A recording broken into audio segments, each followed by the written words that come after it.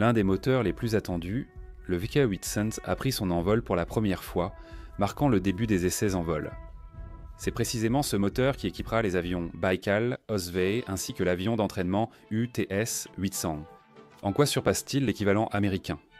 Et comment se fait-il qu'à l'époque de l'Union des républiques socialistes soviétiques, nous nous soyons retrouvés sans notre propre aviation légère et que nous soyons devenus dépendants des importations ?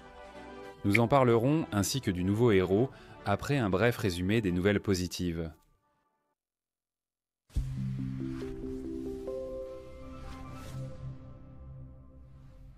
Un nouveau lot de chasseurs-bombardiers Sukhoi 34 a été envoyé aux troupes.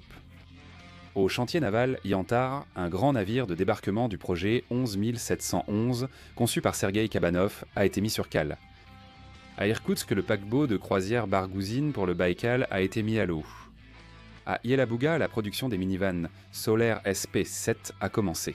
Dans la région de Nijni Novgorod, la production de boîtes de transfert électromécanique pour la gamme de pick-up Solars et les véhicules OAZ a été lancée. Magnitogorsk abrite une importante entreprise de construction mécanique. Rosatom a lancé la première production en série de matériaux composites thermoplastiques du pays. Dans la région de Moscou, une production de structures métalliques a été ouverte. Dans la région de Smolensk, la première production en série en Russie d'emballages innovants a été lancée. Les écoliers russes ont remporté le Grand Prix, ainsi que 3 médailles d'or et 2 médailles d'argent à l'Olympiade internationale de physique.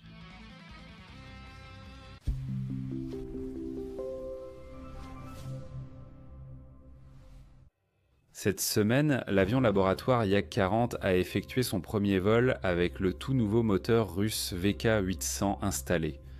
Auparavant, les essais de ce moteur n'avaient un lieu que sur un banc d'essai au sol. C'est pourquoi le premier vol a marqué le début d'une nouvelle étape. En vol, le fonctionnement du moteur, ses régimes de température, l'étanchéité des systèmes hydrauliques et électriques, ainsi que le bon fonctionnement des équipements de bord ont été vérifiés. Tout s'est déroulé normalement, et en ce moment, les ingénieurs se préparent aux prochains essais. Sans exagération, le VK800 est l'un des moteurs les plus attendus pour l'industrie aéronautique nationale. En effet, il sera installé sur le léger avion de 9 places LMS 901 Baikal, que l'on considère comme le remplaçant de l'An-2. Sur les nouveaux avions russo-biélorusses bimoteurs de 19 places, le LMS 192 Osvey, ainsi que sur l'avion d'entraînement UTS 800. Ainsi, les perspectives de l'aviation légère russe dépendent en grande partie du succès du VK800. Vous avez sûrement tous entendu parler du long et difficile développement de l'avion Baikal. À son sujet, tout comme à propos du VK800, il existe de nombreux mythes. Et voici l'essentiel à savoir aujourd'hui. Le développement du Baikal n'est pas arrêté. Il y a quelques jours, le Premier ministre Mikhail Mishustin a ordonné de lancer la production en série d'ici fin 2024. Récemment, à l'usine UZGA, l'assemblage du 3e exemplaire volant de l'avion a commencé. Ici, on prépare aussi la remotorisation du 800. Le retard du projet Baikal est en grande partie dû à une raison triviale. À l'origine, il était équipé de moteurs américains 800-100 d'Ortsadzensin. Les racines de ce problème remontent profondément à la période soviétique.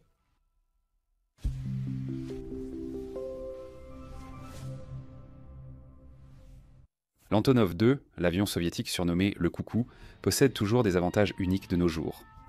Et bien qu'il soit globalement dépassé, il n'existe toujours pas de remplaçant moderne pour lui en Russie. Beaucoup ne comprennent pas pourquoi on ne relance pas sa production. Malheureusement, il n'y a rien à relancer. En effet, dès les années 60, la production de l'avion a été transférée à la Pologne, tout comme le moteur AS-62IR avec la licence.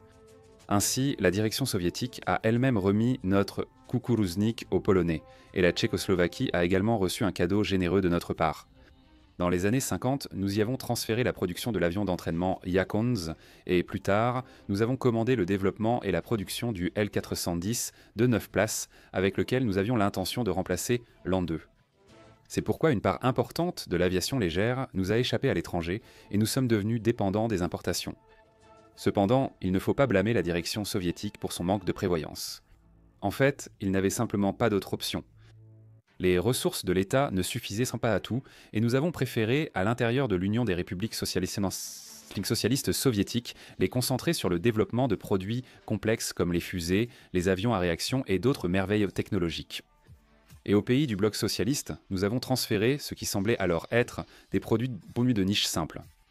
Et si ce bloc n'était pas tombé, tout comme l'Union, cette coopération se poursuivrait encore avec succès aujourd'hui. Il est vrai que les Tchèques et les Polonais eux-mêmes n'ont pas non plus réussi à garder cette production unique entre leurs propres mains. Après l'effondrement de l'Union des républiques socialistes soviétiques, l'usine polonaise de Wamlec, qui, soit dit en passant, produisait non seulement des An-2 sous licence, mais aussi des MiG-15 et MiG-17 à réaction, est tombée en déclin et a réduit la majeure partie de son personnel. Les Américains en ont profité et, en 2007, ils ont acheté l'entreprise pour une bouchée de pain avec toutes les licences, y compris celles pour la production de matériel et de moteurs soviétiques. Voilà pourquoi aujourd'hui, nous ne pouvons ni techniquement ni juridiquement reprendre la production de notre ancien avion utilitaire. C'est la même chose en Tchéquie.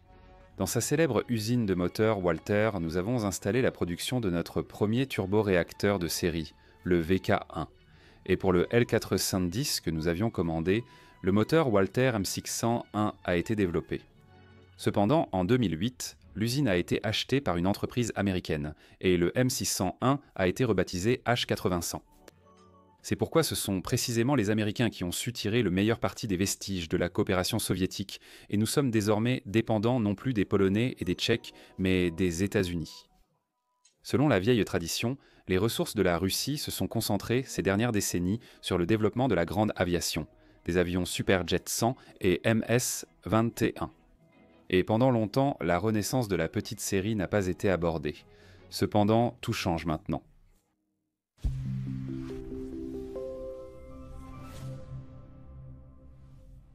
Baïkal volait à l'origine avec ce même moteur H40100, anciennement tchèque et désormais américain.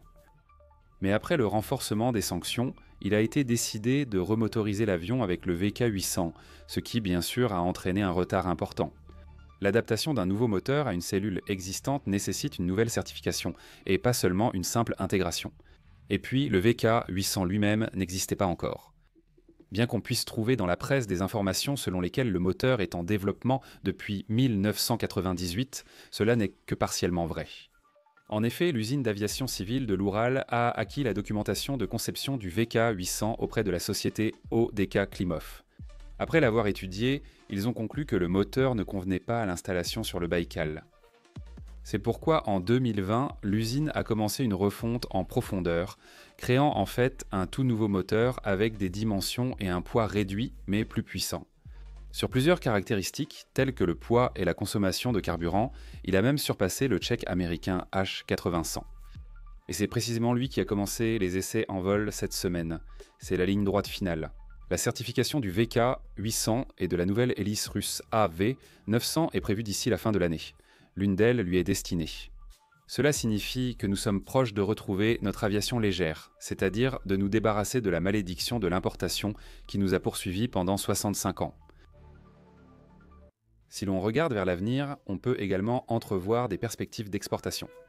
Aujourd'hui, le marché de l'aviation légère et des moteurs correspondants est partagé entre plusieurs monopoles occidentaux.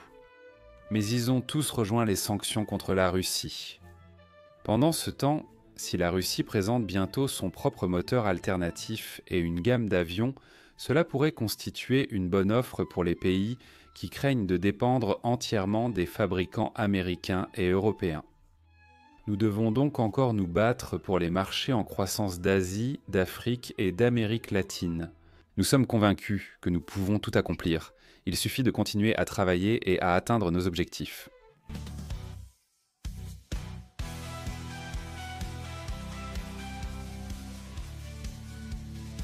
En avant, en avant! Surmonte ta peur et tes doutes.